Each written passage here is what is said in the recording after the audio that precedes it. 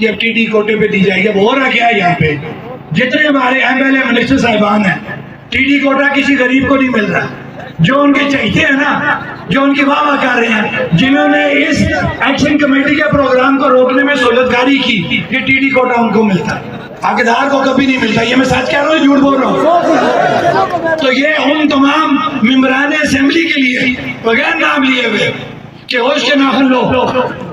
یہ نہ ہو کہ جو نام لے کے ہم بات نہیں کرنا چاہتے، کل ہم چوکو چڑاؤں میں تمہارے نام لے کے تمہیں یہ عزت دلوائیں. یہ عوام جب الیکشن ہو گیا، کسی نے ووٹ دیا یا نہیں دیا، آپ کی ذمہ داری بنتی ہے سب کی خدمت کرنا. آپ کون ہوتے ہو کہ جی اس نے میری الیکشن میں مخالفت کی، اس نے میری بات نہیں مانی، اس نے ایکشن کمیٹی کو جا کے سپورٹ کیا، لہٰذا اس کا ٹی ڈی کوٹے کا مجھے حق نہیں بنتا؟ یہ باتیں نہیں چلیں گی. حقدار کو اس کا حق دینا پڑے گا. اور دوسری بات، جو ریٹ آپ نے اتنا بڑھا لیا، یہ کس طرح ہو سکتا ہے کہ اس علاقے کے اندر 5 سے 6 ماہ 4-5 ماہ علاقہ برف کی وجہ سے کٹ جاتا ہے؟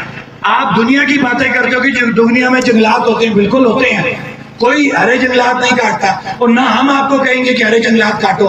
لیکن اس ریاست سے یہ تو پوچھتے ہیں کہ تم بتاؤ تم نے ان کو متبادل انتظام کیا دیا؟ کیا سردیوں میں یہ مر جائے؟ پہلے ان کو متبادل نظام دو، اس کے بعد تم اگلی قانون سازی کرو، اس کے بعد تم ان کا ریٹ بڑھاؤ. ریٹ بھی تم نے بڑھا دیا، متبادل انتظام کوئی نہیں دیا.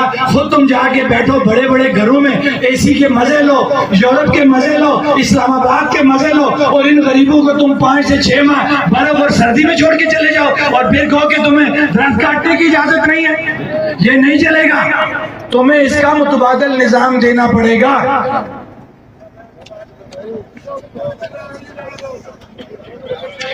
تیسری بات، بڑے دعوے ہوتے ہیں ٹوریزم انڈسٹری کو، جی ہم بڑھوان